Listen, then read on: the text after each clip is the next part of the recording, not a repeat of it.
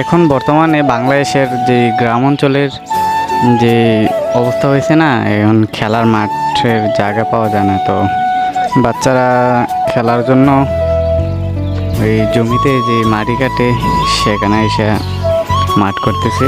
তো অনেক রুদ্র ওরা মাঠ করতেছে, আমরা দেখি ওরা যে মাঠ করে, সবাই উপভোগ করি ওদের মাঠ করা।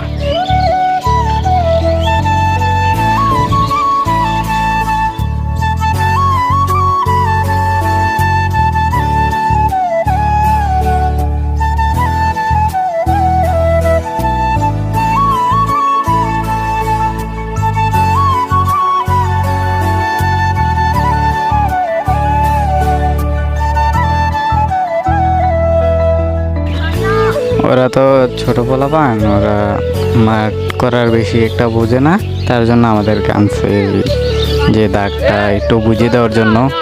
সবাই তো আর এসব মাঠের বোঝে না আর কি।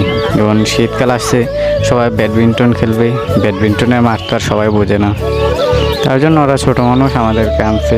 তো ওদেরকে একটু হেল্প করতেছি। এ কাজ কর, সবাই কাজ কর।